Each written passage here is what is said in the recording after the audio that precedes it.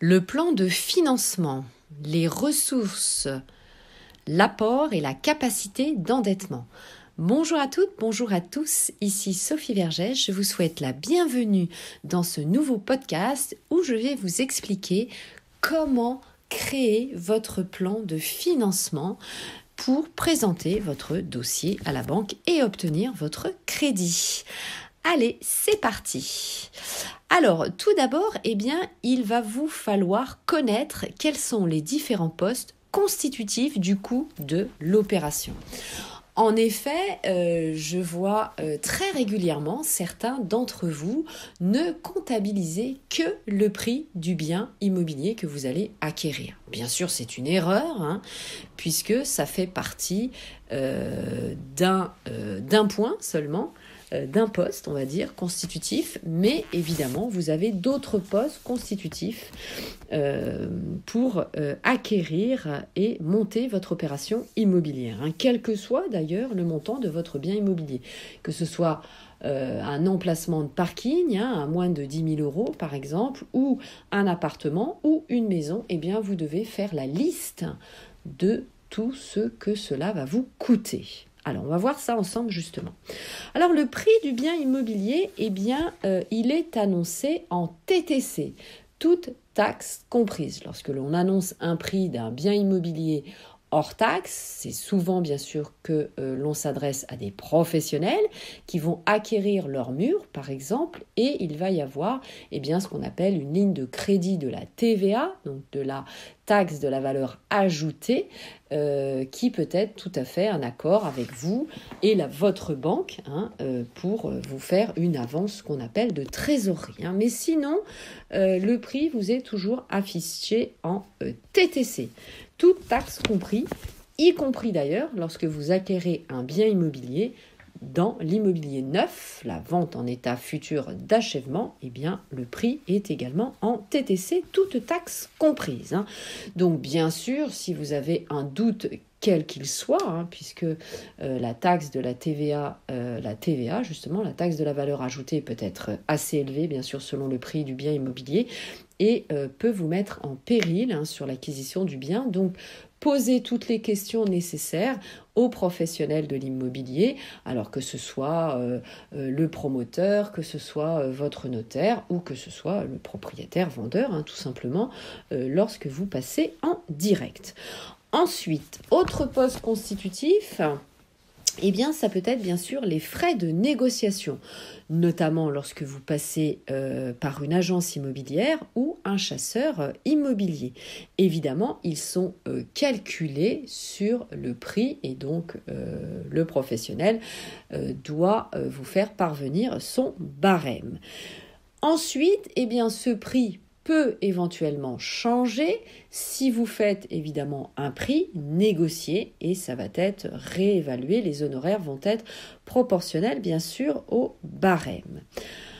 Alors, concernant le prix de la vente en VFA, donc notamment lorsque vous acquérez en immobilier neuf, les honoraires ne sont pas visibles puisque vous acquérez direct propriétaire et en règle générale, ils sont inclus dedans, à moins évidemment que vous passiez au travers toujours d'une agence immobilière. Et donc, vous n'allez payer que le prix, évidemment, je vous le rappelle, toutes taxes comprises. Autre poste constitutif pour le coût de votre opération, ça va être la provision pour frais d'acte. Alors, en quoi cela consiste ? C'est notamment pour la rédaction de l'acte. Donc, c'est une somme qui va être payée au notaire rédacteur de l'acte lors de la signature de l'acte authentique. Donc, évidemment, que ce soit au compromis ou à la promesse de vente, ou que ce soit évidemment lorsqu'il va rédiger votre promesse de vente, ce sont ces frais-là.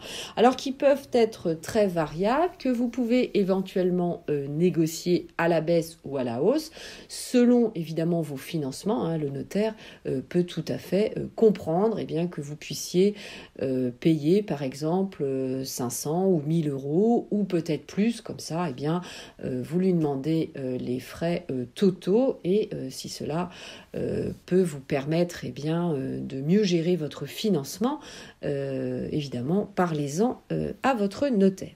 Alors, les frais notariés comprennent notamment les taxes, les émoluments du notaire, c'est-à-dire le travail en fait du notaire. Et vous savez que le notaire collecte toutes les taxes pour les pouvoirs publics. Il les collecte justement pour vous. Donc c'est pour ça que parfois, vous pouvez vous dire « Ouh là là, il y a une grosse somme à payer ». Mais oui, c'est parce que le notaire va collecter toutes les taxes. Donc n'hésitez pas aussi à demander le décompte au notaire pour pouvoir comprendre évidemment l'intégrité de cette somme.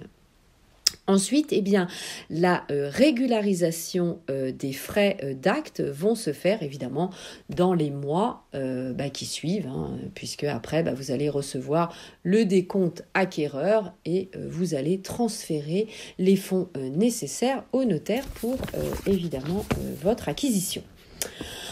Ensuite, justement, donc vous avez l'article 1593 du Code civil qui va définir ce que sont les émoluments du notaire. Donc, les émoluments sont à votre charge, donc à la charge acquéreur, sauf accord contraire. Donc, chaque partie de la vente, vous le savez, peut recourir à son propre notaire et donc va partager les émoluments. Alors, ce n'est toujours pas très évident, chacun d'avoir votre notaire selon la somme aussi du bien immobilier, selon la praticité de l'affaire que vous négociez. Il est très souvent plus facile de prendre le notaire du propriétaire vendeur.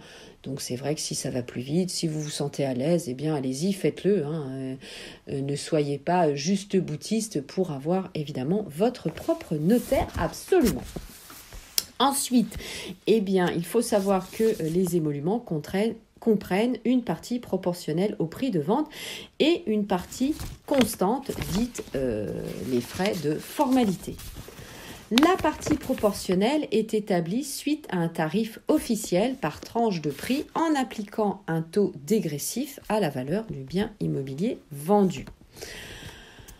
Alors, le prix utilisé est le net si vous êtes acquéreur et que vous vous chargez des honoraires de l'agence immobilière lorsque, évidemment, une agence immobilière fait partie de la négociation.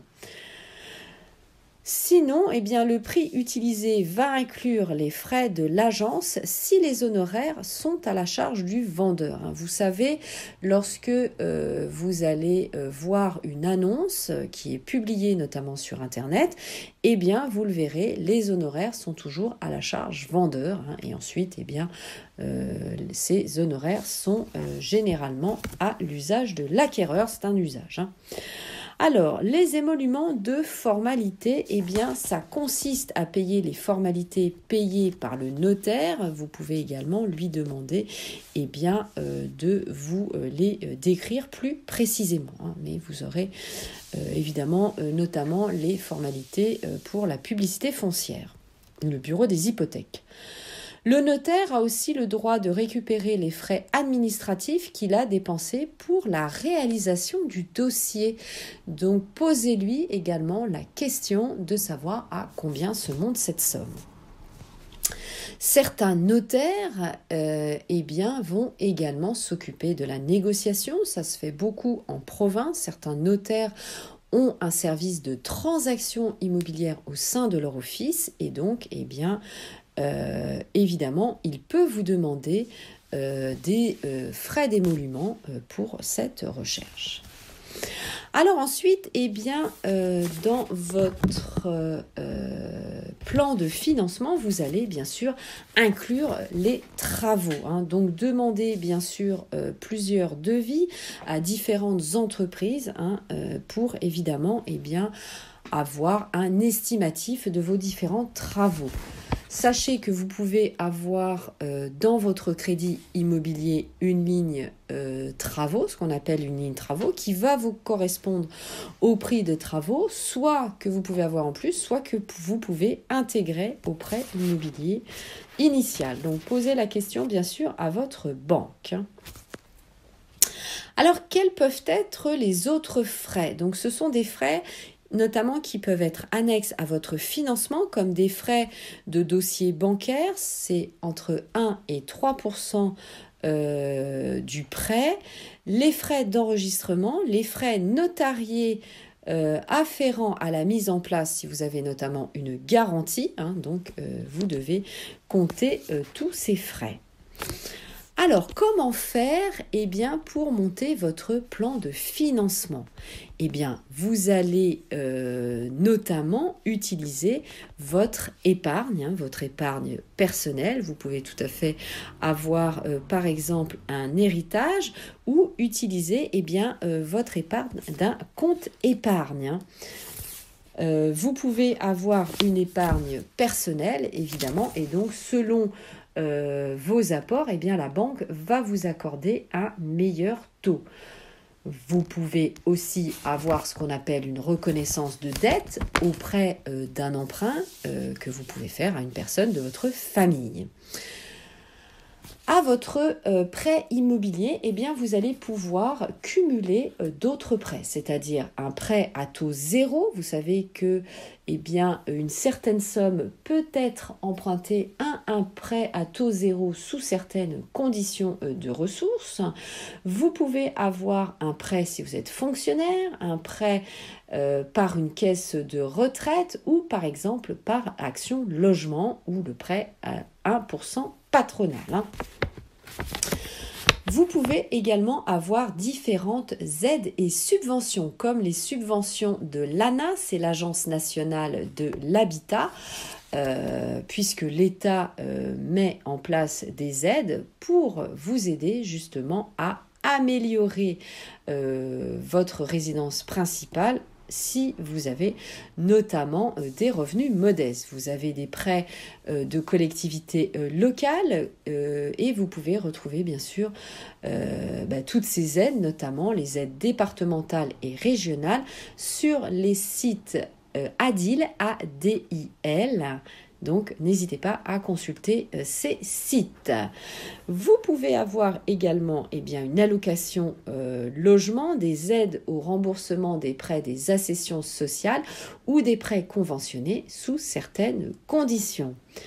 Dernière possibilité, les aides fiscales comme le CITE, le CITE, le crédit d'impôt pour la transition énergétique qui vise à améliorer la situation énergétique d'un bien immobilier, déduction d'impôts pour notamment une entreprise de travaux.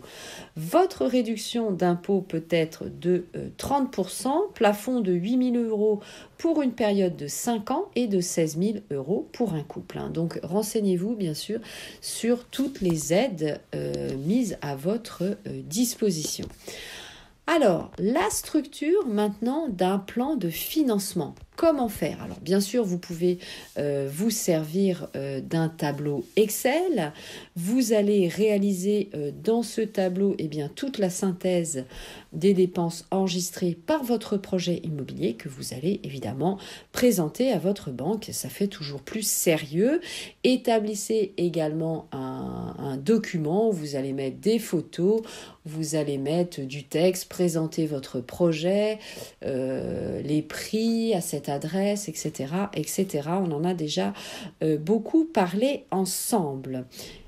Vous allez tout inscrire, évidemment, sur ce plan de financement. Vous allez mettre vos ressources pour les comparer à vos dépenses et même pour vous, évidemment, ça va vous aider. Ce plan doit être équilibré et ça va vous permettre, justement, en travaillant dessus, de savoir si votre opération financière est viable ou pas. Calculez notamment votre capacité d'endettement. Vous savez que aujourd'hui, le Haut Conseil de la stabilité financière recommande 35% de taux d'endettement. Donc, vous allez multiplier vos revenus par 0,35, vos revenus nets. pour avoir votre capacité d'endettement et le comparer évidemment à la mensualité de votre futur crédit. Ça, c'est une première chose. Et avec une durée maximale de 25 ans. C'est ce qui est recommandé évidemment aujourd'hui. Pour d'autres renseignements, vous pouvez me suivre bien sûr sur mes différents réseaux sociaux. Mon compte TikTok, mes comptes Instagram, ma chaîne YouTube, mon groupe Facebook, Investir en immobilier, l'immobilier au féminin. Et également, je suis sur le réseau social américain Clubhouse. Nous pourrons ainsi échanger de vive voix. Je vous remercie de m'avoir suivi. Bon investissement à vous et à très bientôt dans le prochain podcast. Bye bye, ciao ciao.